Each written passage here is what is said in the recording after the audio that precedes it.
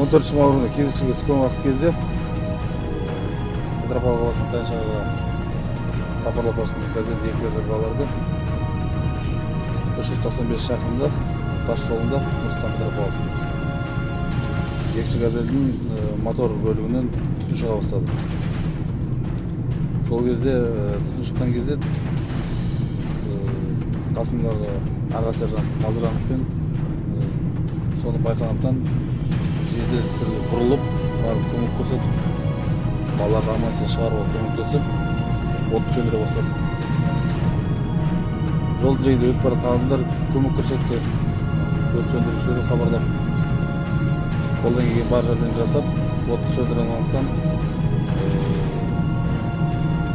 жолдың жайда басқа келген көліктерге қатерлі тимесін деп өз күшімізбен газельді жолдың жиегіне итеріп жіберуге мәжбүр болдық.